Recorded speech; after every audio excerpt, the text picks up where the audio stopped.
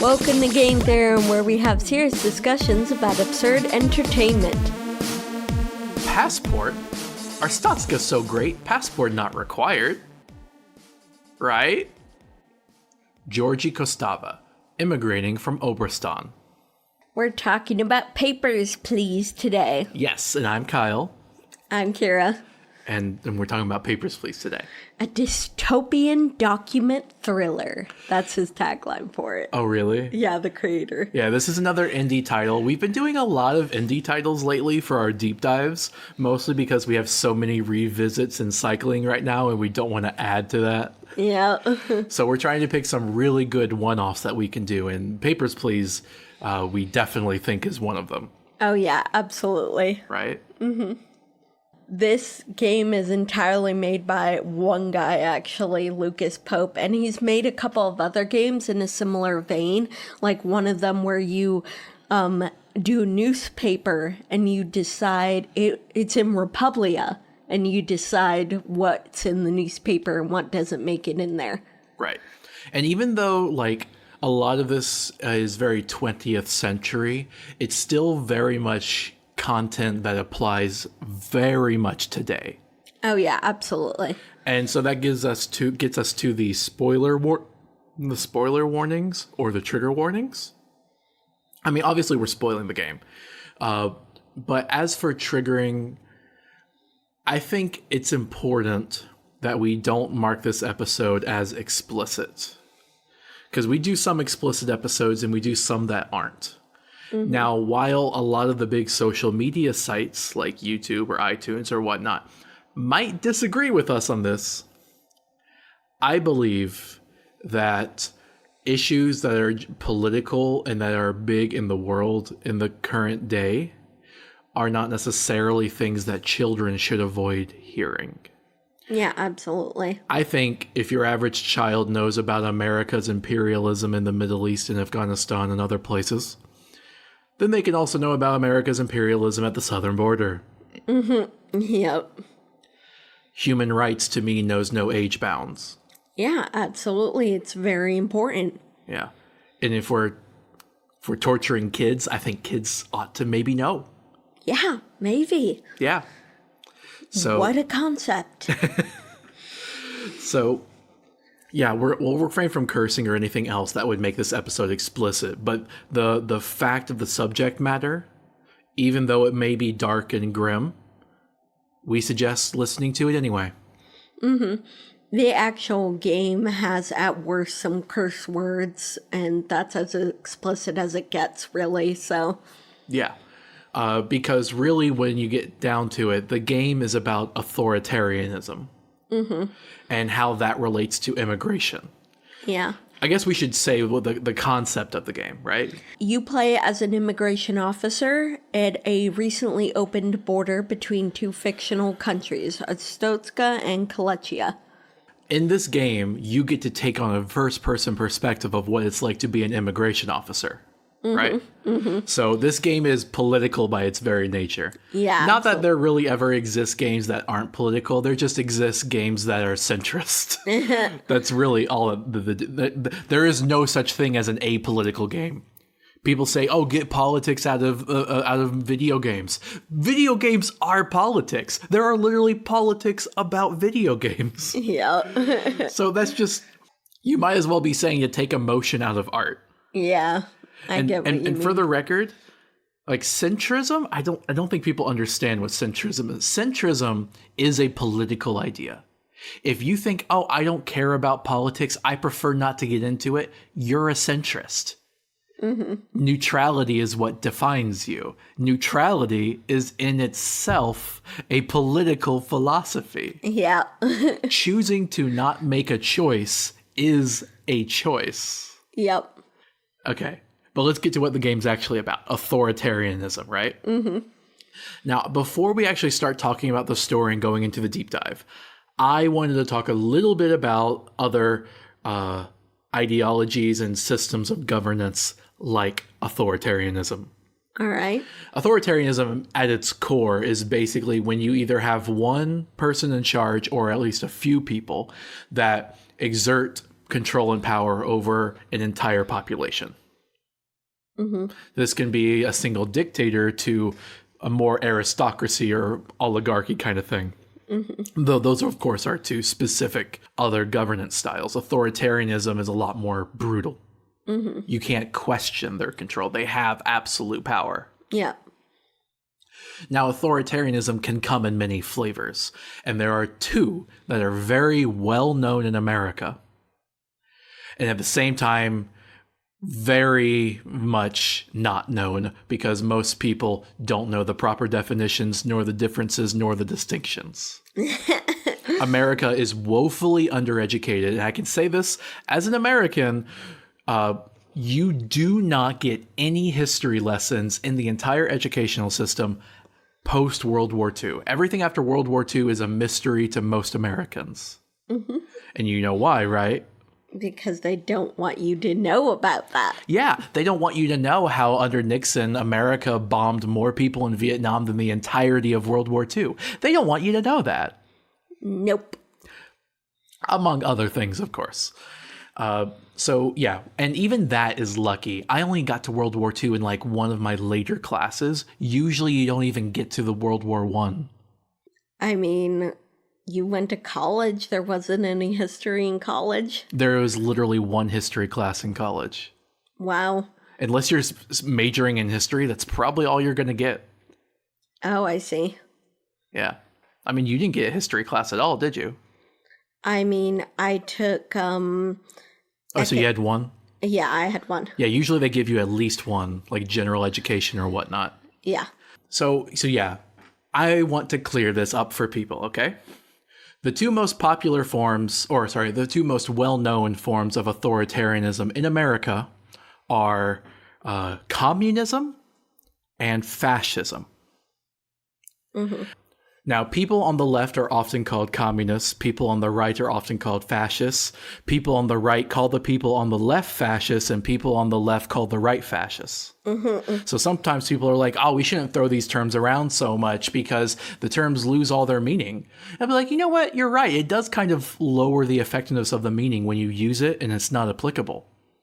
But what are you supposed to do when actual fascists show up? Yep. Doesn't matter whether you're using the term or not. They're still there. Yeah. Anyway, communism is the idea. Communism is basically a socialist thing with an authoritarian bent on top of it. I see. Socialism being a economic policy and not a governing one. Socialism is to capitalism, whereas communism is to fascism. So, I mean, you can chime in, Kira, if you want. I think you got this. Okay. So communism has socialism, but then the state took over. It's like with the Soviet Union and Russia, right? Everyone was hoping for a workers' people's paradise, but that's when, Stalin and the Soviet Union as a governing force grew towards authoritarianism and became arguably just as bad as the people they were fighting against. And then there's fascism, which is defined by ultra-nationalism, right? Yeah. Basically, both can be authoritarian, but communism, while they're being authoritarian, they're shouting workers' rights. Whereas with fascism, while they're being authoritarian, they're shouting, aren't we great? Isn't our country great? Don't question it. Don't question our country. Look how great we are. And if you question it, you're not great. That's ultranationalism. That's fascism. Yeah. And yes, people on the right, conservatives, tend to be kind of fashy. Yeah. Because with nationalism comes fascism. Yep. Now, people on the left, there are some that are communists, but socialism doesn't have to have authoritarianism with it. Just like, really, capitalism doesn't have to have nationalism. You can have a mixture, Yeah. So yeah, like, obviously, if you're listening to this, Kira and I were fans of socialism, definitely not fans of authoritarianism, so we're not fans of communism. Yep. Now, you might be wondering, weren't the Nazis fascist, and doesn't Nazis stand for National Socialist, right? Doesn't that mean they're socialist? No, it's not. Don't believe them. The thing is about Nazis, they tend to be liars. Because basically, if anyone who's learned anything about World War II history, well, like maybe not in America, would learn that prior to the Nazis, Germany was the most progressive and the most socialist country on the planet. They even had, like, they were looking into transgender rights. Oh, wow. So the Weimar Republic, which is Germany, hey, look, I actually learned something from Call of Duty Zombies. I had to research history for the Nazis. But they were very progressive. So when the Nazis became a thing, the reason they have socialist in the title isn't because, like, oh, look how socialist leaning they were. No, they were leaning away from it. The country was already socialist, but they were like, oh, no, we are national socialists. I see. They were pulling away from it. People often say that if it wasn't for the gun control of the Weimar Republic, Jewish people and other people that were targeted by the Nazis could have defended themselves against the Nazis. Mm-hmm. But actually, what happened was the Nazis took away the guns from all the people they wanted to shoot, and they just didn't from the other Nazis. Yep. So it's not even really a thing. Mm-hmm. So that's fascism and that's communism, right? Yep. They are very different. And this game doesn't exactly make it clear which one you're playing as. It's more important that it's a brand of authoritarianism as opposed to whether it's specifically fascism or communism. Oh, yeah, definitely. But I felt it was important to distinct the two because there is a lot of like I feel like the fictional country Arstotzka might be an analogy towards Russia. Or at least some other Eastern European country. Yeah. But at the same time, I think Arstotzka is an analogy for America.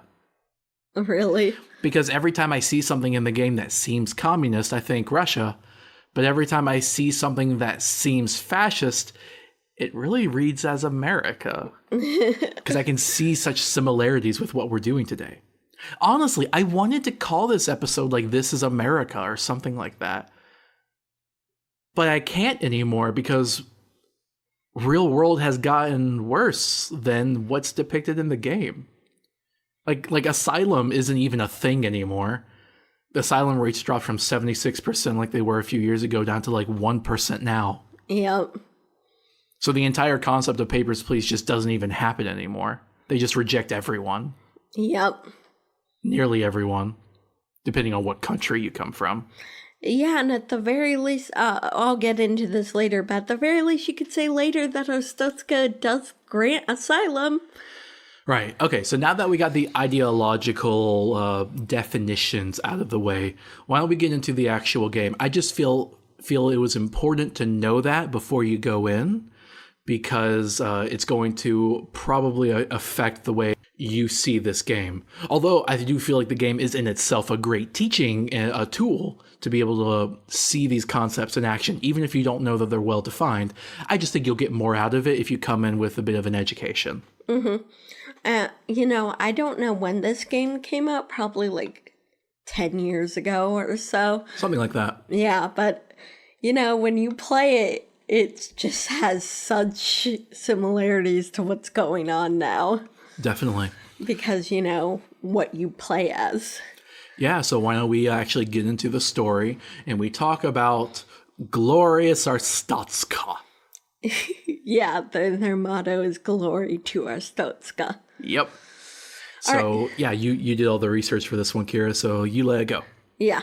All right, so you play as a man living in Arstotzka with a family, and you win a labor lottery to be an immigration inspector at the border between Arstotzka and Kalechia in 1982. Right. Now, the entire idea of a labor lottery is a bit weird to me. Like, I don't know if that's like an existing thing or if that was something... I think that was something they kind of made up, and it might be something that Lucas Pope put in maybe one of his other games. Because it seems simultaneously communist and fascist to me. Yeah, exactly. Because basically what it is you win a government job, I'm assuming. Well, Because it seems both socialist and capitalist, socialism being usually by communism, capitalism usually used by fascism. You know what? My idea is that perhaps all government jobs are through the labor lottery, but any other jobs aren't. Because you do see people coming into work on at other kinds of jobs. I mean, I kind of think that's obvious. Yeah. Like, I think basically what this says is that jobs are at such a scarcity that they have to roll them out as a lottery. They're not saying it's like jury duty and that like every citizen must do your duty and you've been selected for immigration. They're selling it as it's a lottery, as in you should be thankful for this. And true, that could just be a lie, but I also think it might just be true that jobs are that scarce that getting a job is something you really actually are grateful for. I mean, maybe, yeah. And so it's kind of socialist, or no, not really socialist, but communist in the idea of the government parsing out jobs. Because that's definitely a staple of communism, right? Yeah. But the fact that it's spun as a lottery, that strikes me as very capitalist. Yeah, that's strange. Yeah. But anyway, that's how you get the job. And I do think as the inspector, you're supposed to be thankful because you have a whole family to take care of. And now you have a job to do it. Yeah, you have a mother-in-law, wife, son, and your uncle too. And that's something that's interesting about foreign countries is that extended family members often all live together. Well, I think it also shows a poorer society. And because the entire idea of like the American idea of like you leave the house when you're 18, you go get your own house, that implies you have some amount of wealth to be able to do that, or inherited wealth. Because most families in most parts of the world just don't do that. Yeah. You just have conglomerated families of whoever happens to be there. It's not like the idea of the nuclear family to attain. Yeah. So I think that implies that the people are poorer. Now, this might ring to you as very Russia and not America. As far as I'm concerned, this is just America of the future. Although I do know that takes place in 1982, which is a weird time to put it in because that's definitely not at the height of the Soviet Union. So, I mean, we can go on about these analogies of what our Stotska is supposed to represent, but I think it simultaneously represents Russia and America. Maybe, yeah. Maybe even a bit of Germany. Oh, yes, absolutely, actually. The town you work in is divided in half into East and West Dresden, and it's supposed to be reminiscent of East and West Berlin. Oh, that would explain it, because West Germany was controlled by America, East Germany was controlled by Russia. Yeah. All right, that's a much more apt analogy. Yeah, and you're on the eastern side. So it's simultaneously Russia, Germany, and America, all wrapped in one. Yeah. But yeah, so you're supposed to move to East Dresden, I believe, East or West Dresden, with your family and expect a Class 8 dwelling, which is basically code for a super shitty apartment. A really awful apartment.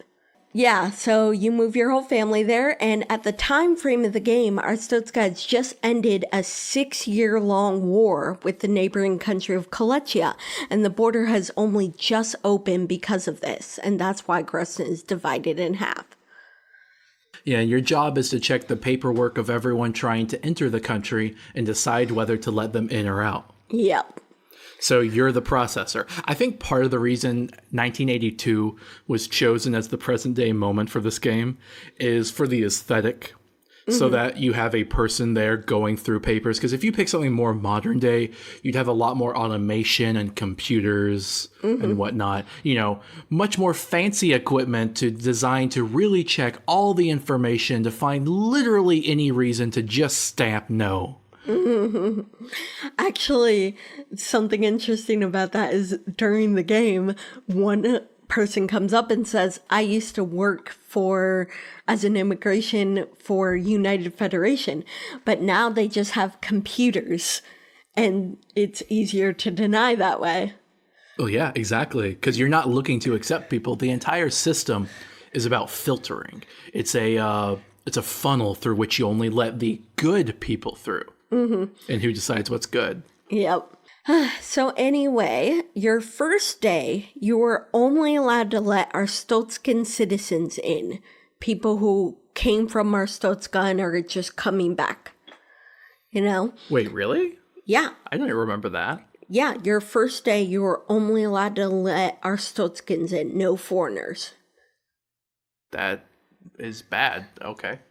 Yeah, because they haven't regulated things and they haven't.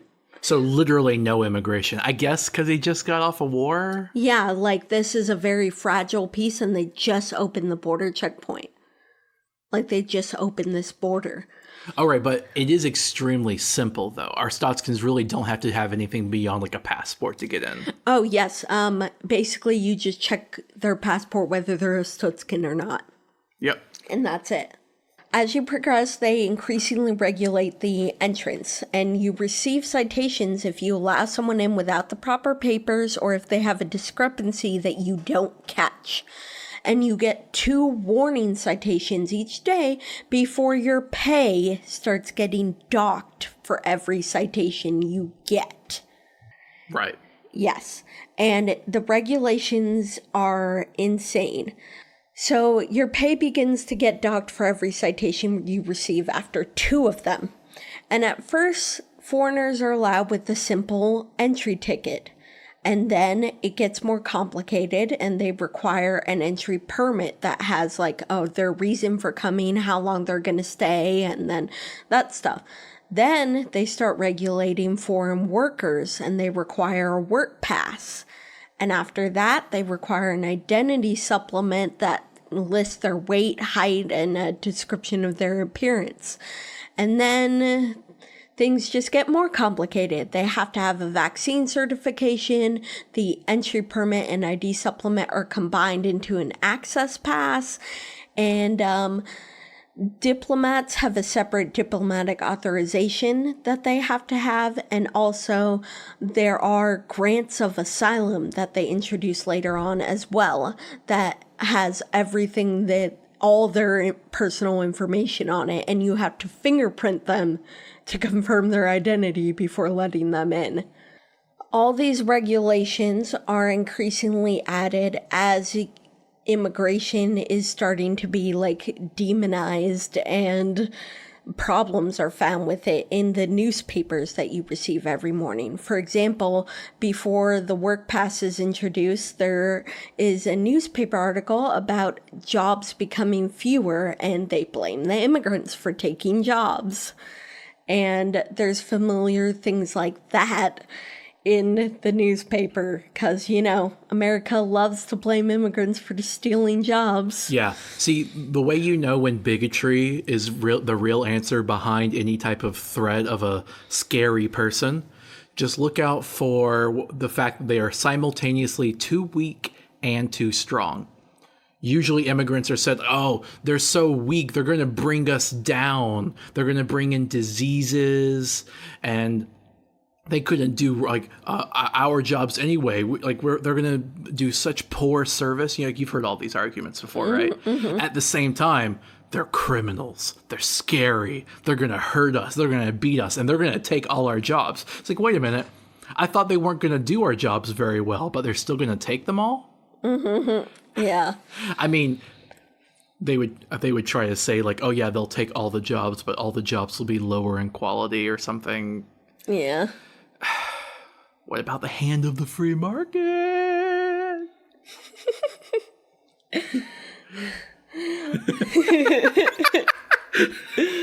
Sorry, you were saying. Another reason why this gets more regulated is that Arstotzka apparently becomes a safe haven for criminals because they don't check and stuff like that. And yeah, keep in mind, you have yet to see a single instance of someone you let in committing a crime. Mm-hmm. Right? Yeah, absolutely. Well, the start of these regulations occurs when there is a terrorist attack at the border. And that's when they start regulating foreigners and start increasing the ironic thing is, as you progress and the regulations get tighter, these attacks still happen. Oh, is it a terrorist attack from the Kalechian side? Yes, at first. But as the game progresses, they come from both sides of the border. Yeah, the Kalechian terrorist attacks tend to, like, someone climbs over the border, runs in, and like does like throws a bomb, but always ends up getting killed in the process, like a grenade or something. Yeah, or there's a suicide bomber that you let in. And yeah, that is bad, right? But like you're saying, they still happen. The border checking never stops that from happening. Yeah, and the only attack you can even prevent is that sometimes you can stop a suicide bomber by scanning them before they go. And that's the only one you can prevent. But there's several different attacks where, like, people ride in with motorcycles, people just jump the wall, and it's just like, how are you supposed to prevent that? I think it kind of raises the argument that maybe these terrorist attacks wouldn't be happening here at all if it wasn't for the force and aggression and the wall and the checkpoint. Yeah. Right? Absolutely. That it's kind of antagonizing. You know, I guess to use the funnel analogy, if you're pouring water down a funnel and trying to only get the best of it or whatnot, don't be surprised when something splash at you. Yeah. I could have done better than that. That's not my best. Because that kind of is absolving the terrorists. I don't want to do that because terrorism is bad. Yeah, but the point is that your regulations don't prevent it. There is a certain extent of, you see the suffering these people endure. You know what I mean? And like, there's always like hundreds of people lying outside the checkpoint every day. You never exhaust them. They never stop coming because you just devastated Kolechia in a 6-year-long war. Yeah. People want to, like, I don't know, live. Anyway, you're saying? I was saying about that, like, yeah, there are refugees who come to the border, and sometimes they don't have the proper papers and are in desperate situations, and they literally beg you to allow them entry. And this can actually affect several news stories in the paper you read about. Your actions. And all the while, you have to be careful not to be too lenient on them, or you'll get canned and your family will starve. Yeah, exactly. You have to balance using your 2 free citations with, you know, letting people in and whether to not let them in. And you just have power over so many people's lives by being the person in that chair. Yeah, absolutely. And you can save some people's lives, and you can doom them to a pretty gruesome fate if you don't do anything, if you don't let them in. For example, one day there are 2 sisters who come to work and they have the proper papers, but they slip a note to you saying that they suspect the man who got them the proper papers is planning to confiscate their passports and force them to work in a brothel. And you can detain him even though he has the proper papers, and the newspaper will either read that you caught the mastermind of a human trafficking ring, or read that there were dancers found dead at a Greston club because there were immigrant girls who were the victims of trafficking there. But keep in mind, if you catch him, you get a citation. You broke the rules. You weren't supposed to catch him. Yeah. You know why? Because stopping human trafficking is not the goal of this checkpoint. Because a checkpoint is not about stopping crime. It never is. It's about stopping immigration. It's about cutting off the faucet. It's about not letting people in. You may say that they're criminals, but you're literally not policing. You are not a police person. You are just a person who turns them away or lets them in. Or and you guess can what? call A the lot of cops. criminals have proper papers. Oh, yeah, absolutely. And there are several times you can also take bribes to earn extra money to take care of your family, and whether you do that is up to you. Like, one of the guards comes in and tells you, hey, they give me extra money if you send people to prison, if you detain them. So if you send more people to prison, if you detain more people, I will give you some of the extra money I earn. And you're allowed to send them to prison for simply having anything wrong in their papers, anything that's slightly inconsistent. You can send them to prison. You won't be punished for it. In fact, you'll be rewarded for it. Yeah, in this case, yeah, because he'll give you some money. Even though legally they have not committed a crime. Sound familiar? Sound familiar. Yeah. And you know what? No, this is getting on America, but I don't care if America says legally that entering our country without like being an American citizen is a crime, because apparently it is. Apparently it's criminalized. That's what a lot of presidential candidates right now are running on, are decriminalizing that. Mm-hmm. You're saying that someone who's not a citizen did a crime, even though asylum is a legally recognized practice. Mm-hmm. That's like saying it's legal to walk on the sidewalk, but it's illegal to walk. Mm-hmm. Well, how am I supposed to do the legal thing? Mm-hmm. Right? Yeah. As you start to play, the Order of Ezek contacts you and tries to get you to help them. They're an organization that was founded when Arstotzka was founded, who tried to... They're an insurgent group. Yeah, basically. Yeah. And you can help them or not, but they want to reform Arstotzka by getting rid of corrupt and greedy leaders. And they say they did the same thing when Arstotzka was founded. But they have been considered terrorists by Arstotzka. Yeah, so you will get in trouble if you help them. Here's the thing, though. Not once throughout the entire game do they actually do a terrorist attack.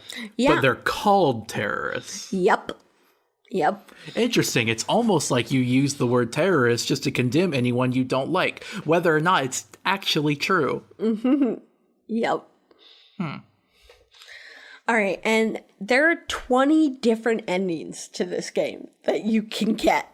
But before we get into the endings, yeah, I did think it was important to mention that the later terrorist attacks, the really big and deadly ones, like with cars and whatnot and motorcycles, those come from the Arstotzkan side. Those terrorists are domestic terrorists that come from the Arstotzkan side to try to prevent immigration. Yep. Because they think you're letting in too many people. Well, the motivations of the terrorists are never... What else could it be? Why would they be trying to blow up a checkpoint? Yeah, that's true. But they only ever mention... You know what's funny? They only ever mention the Kalechian extremists who you let in. And that's true. And because the Kalechian terrorist attacks are always rogue individuals. One person climbing the wall, right? Yeah. Whereas the ones from the Arstotzkan side, they're like always in groups, motorcycles... trucks, right? Mm-hmm. Yeah, actually at the end, Ezek does a rush the border to open it. They destroy the wall. And that's only if you help them enough all the way to the end that they get to that point. But that's the only thing they ever do. Okay, so they do that one if you help them the entire way, you can get that ending. Yeah. I feel, the line between terrorist and revolutionary is very blurry. It depends very much on context. Mm-hmm. Well, they open the border and people rush through. I mean, yeah, actually, yeah, because they're not actually killing. Probably people die in the crossfire. They kill some guards, I believe, but that's it. But the goal's not to kill. Mm-hmm, this starts getting complicated. When you start talking about terrorists, motivations, revolutionaries, insurgents, those words are so dependent on which side you're on. Mm-hmm. Yeah. Anyway, can I get into the endings? Oh, yeah, because there's so many different endings. Are there any other events that happened in the story that we should talk about first? You can, for Ezek, you can do a lot of different things. You can become a murderer for them and get in prison for them. We're not talking about the endings yet. No, I'm talking about, the task Ezek asks of you. Basically, they ask you to let their agents in so that they can do stuff. And if you help them, you get in trouble, but... if you don't help them, things stay the same. You basically support the status quo if you don't help them. basically the fate of Arstotzka kind of depends on whether you help them or not. So you have a lot of power being the person at the border who lets people in, because it's really important whether certain people are in the country or not, you know?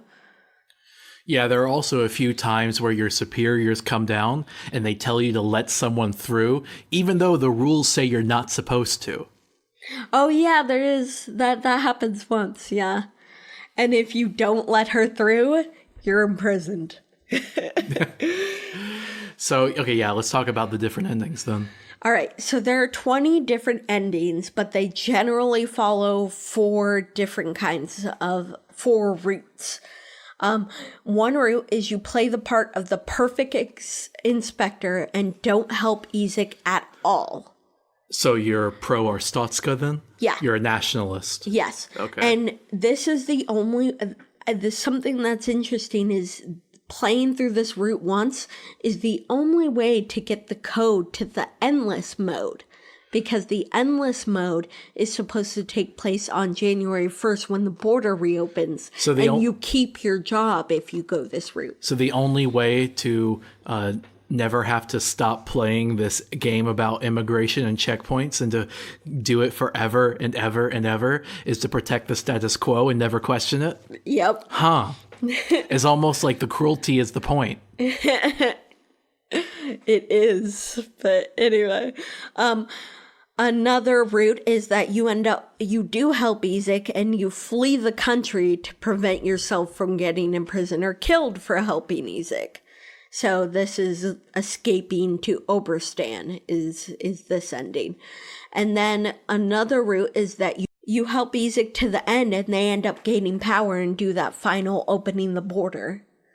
And then there's also the endings where you get killed or imprisoned for one of many possible reasons. Right, like if you don't let that woman through that the general or whoever tells you to let through, you'll get imprisoned for that. Yeah, or if you go into debt, you get imprisoned, or if you... debtor's prison. Yep. I think maybe if you get too many citations, you can also get one of those bad endings. Like, I know. When Izek gives you a poison to try to kill an actual terrorist, if you touch the poison, you could actually die of it yourself. Yeah. But yeah. Oh, but the sad thing is, Izek is not. I mean, Izek kind of seems like the good guys, and I'm kind of inclined to agree with that, but I can't necessarily because, like, they're definitely. I don't know, war gets really messy. Sometimes even the guys that you agree with on their philosophies that are on the good side, they accept a certain amount of collateral damage. Yeah, they ask you to kill, they ask you to poison that man. Well, I don't care about them killing the terrorists, but there is one time when you poison that man, one of the guards tries to go help him out, and the guard catches the poison and dies too. It's like, oh, the guard wasn't innocent. Yeah, exactly. So, yeah, there are things like that happen in the course of helping Izek. I do think it's important to point out, though, that these guards are conscripted. In America, that's not how it works. In America, the guards are voluntary. Mm-hmm.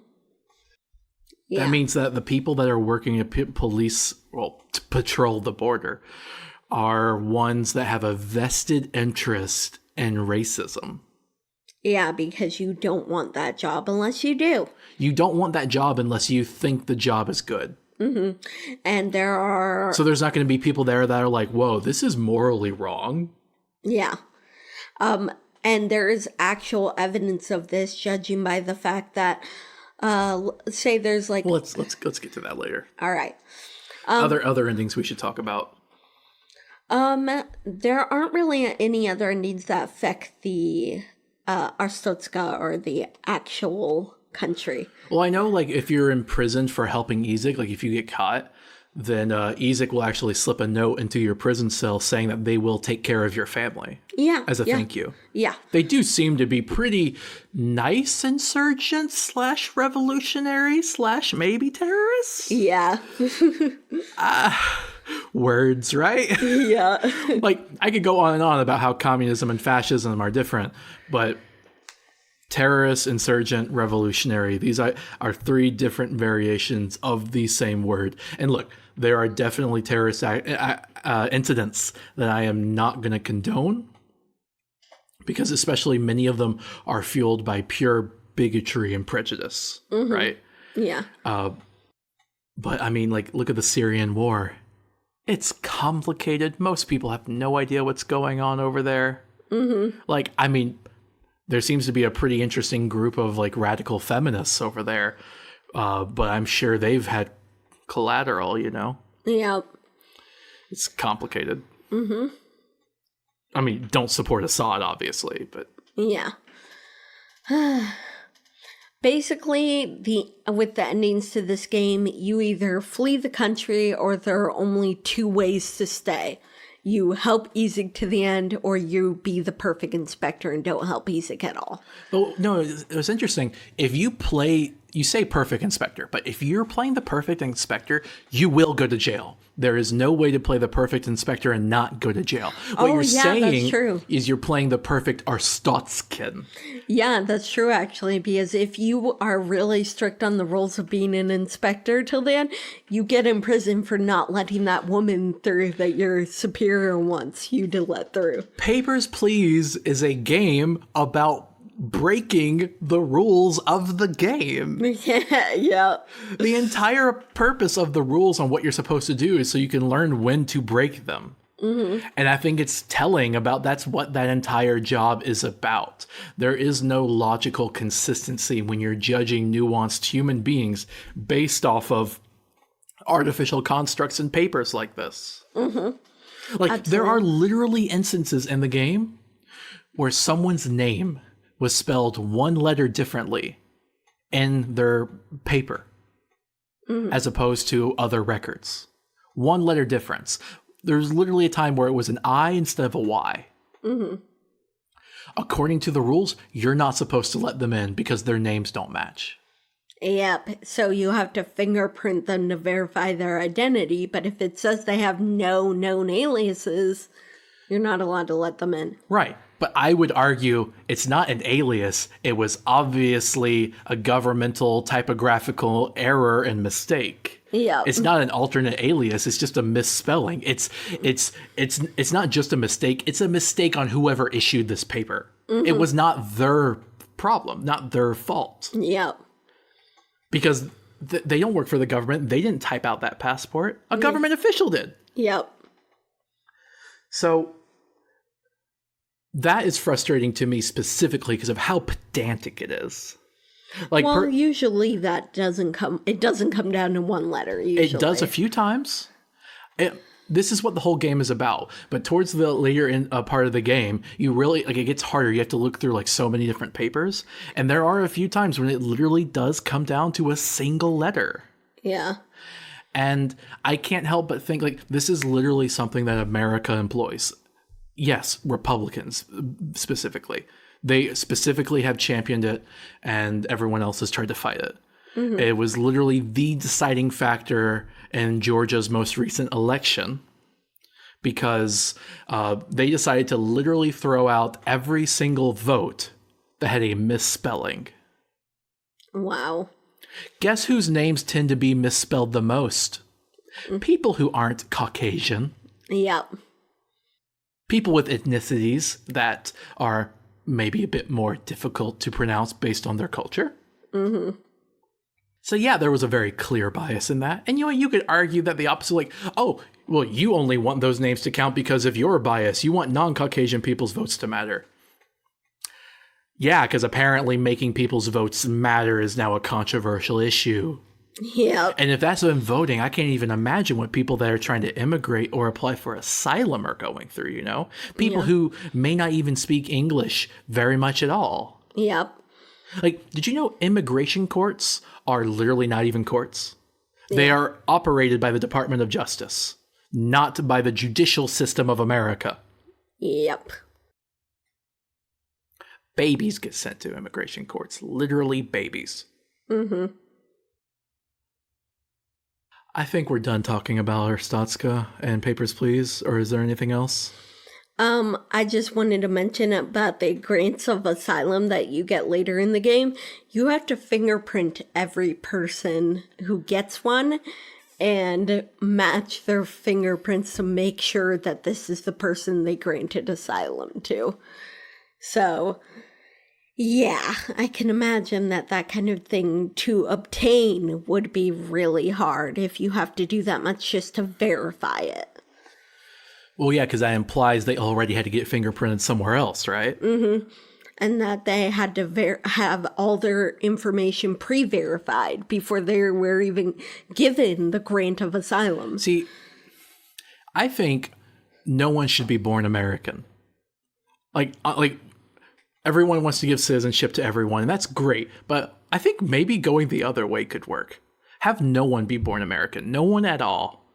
And then if you're living in America at the time you become an adult, time you turn 18, then you have to go through the naturalization process. Mm-hmm. And if everyone had to go through it, that would immediately be made like the simplest, most easy process imaginable. Yeah.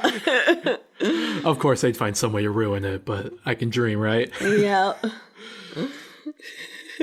So that's Papers, Please. It's a really well thought out game. There's some really interesting characters. You get to learn some people's struggles and you really get to empathize with them. And it's really the hot seat, Yeah. And there's even a short film based on this game. I highly recommend. You can find it on YouTube. And it really, I think, captures the emotion behind it. And talks about a few plot points of the game, even. Yep. I really think Arstotzka is a metaphor for both Russia and America. And, people forget Russia's capitalist now. So Russia works on both counts, both the fascist and the communist one. Mm-hmm. Most people don't know this, but Putin is literally the richest man in the world. He just doesn't tell people about it because he doesn't own all of his money in dollar bills. Mm-hmm. So before we end the episode, I wanted to get a little political about this. I know we don't tend to get political, especially not on such a small indie game politics in video games. No one's ever heard of that. Papers, Please is not political. I mean, no game is political when you really think about it, but I wanted to take a change of pace and maybe get a little political, Because that's a thing that doesn't happen normally. Okay, I'm just saying the opposite of what's real right now, for effect. I want to say something more directly political. How about that? Yeah, all right. Part of the reason we want to do an episode now on this game, because it's always been a game that we've enjoyed, right? Mm-hmm. But part of the reason we wanted to do it now was to talk about some of these issues that are going on in America, because America's immigration system is literally almost collapsed at this point. There is almost no immigration, at least across the southern border and from Latin America. Mm-hmm. You can literally pay to get a visa or whatnot, but beyond that, right? Yeah. And there is a fair amount of illegal immigration that comes from planes, but those are just overstayed visas most of the time. Yep. Anyway, I wanted to talk about it because America is being very horrible, and my brother is getting in on it. If you've watched our YouTube channel at all, you may have even heard his voice before. He was a guest on our Super Modded Fallout series. But as an adult, he has decided he wants to join the Border Patrol. And I'm just profoundly disappointed because, as we talked about, this immigration thing, it never once solves terrorism. Most of the terrorist incidents in the past year, I think all of them actually, have been domestic terrorists. Mm-hmm. In America, at least. Yeah, absolutely. But, you wouldn't know that. He probably wouldn't know that because the news he watches doesn't call them that. They call them lone wolves and misunderstood because they're racist. And they don't think that white guys can be terrorists. Mm-hmm. So my brother came out as a racist, which I suspected might happen. I'm going to post about this on our Twitter account if you want to read the exact conversation of our text messages where I found this out. But America is literally doing concentration camps now, where they're taking children from any immigrants and holding them as hostage as a preventative measure to try to stop immigration entirely. Concentration camps. And if you think that's blowing out of proportion, the Nazis were not the only ones that did concentration camps, or death camps in their case. We did concentration camps of the Japanese Americans during World War II. Britain did Irish concentration camps, and many more. Concentration camps have been throughout history, and America is partaking in it. The Nazis did it the worst. The British did it the most. America's just the most recent. I won't read the whole thing, but I did want to mention this part. He said, "It's just a job. It doesn't make me a bad person or any different from the brother you grew up with." I said, "It matters. I envision your future as one of three possibilities. 1, you are put in a comfy position where you can have plausible deniability. 2, you assist in the detainment of asylum-seeking human beings and or the American child concentration camps. You desperately need a job and grit your teeth through it while you acknowledge it is unethical, while your soul anguishes in internal strife. 3, same as 2, but you justify it. You justify it." He then went on to justify it. It's also worth noting that a story broke recently that a Facebook group of about 10,000, a little bit less than 10,000 Border Patrol agents, where they were openly racist and shared memes about the president raping congresswomen, was discovered. And keep in mind, there are only 20,000 Border Patrol agents. So if you, like he, my brother, suggests this is a bad apples problem of a few rogue agents, I would say apparently there are 10,000 rogue agents, i.e. half of the entirety of the agents. It's not a bad apple problem. If only there was a word for systemic things like this. If he changes his mind, I might have a brother again.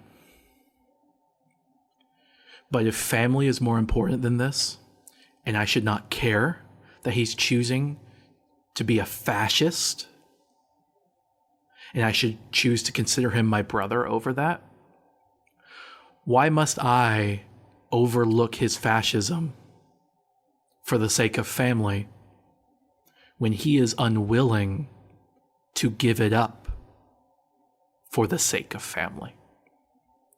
To me, it would seem a lot easier to just stop being racist.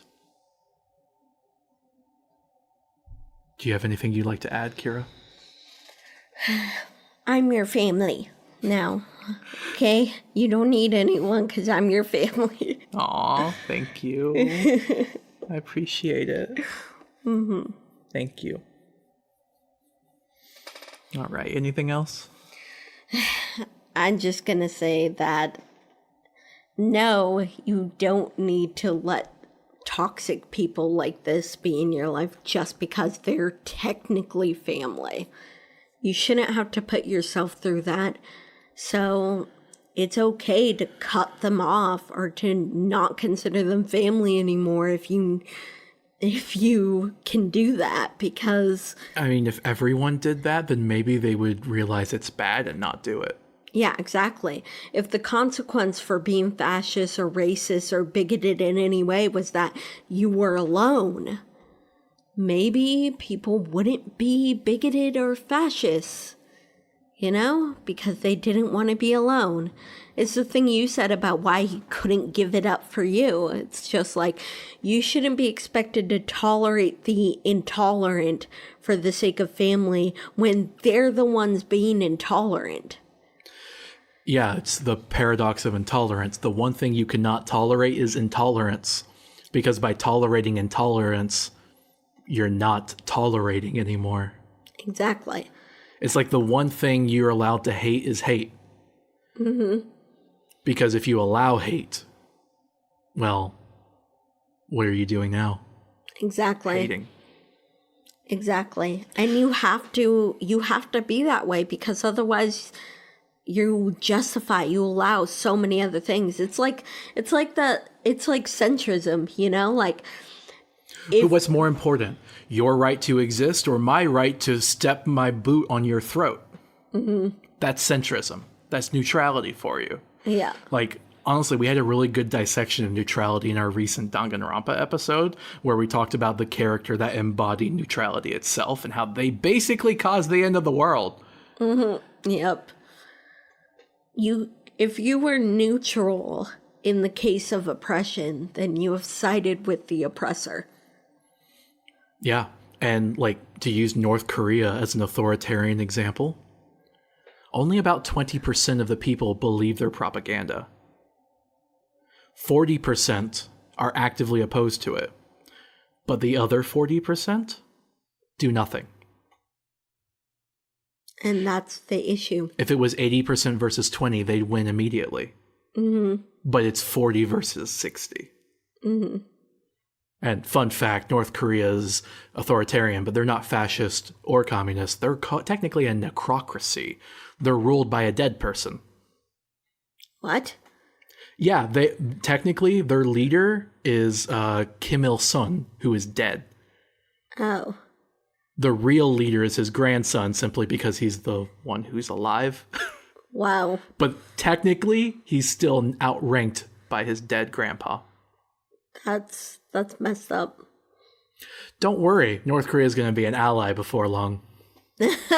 Considering that literally that guy is friends with the president. Don't say that. Ugh.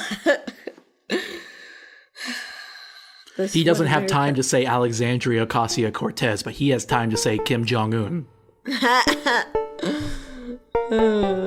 All right, signing off. Bye. Bye. Check the Twitter account. Yeah.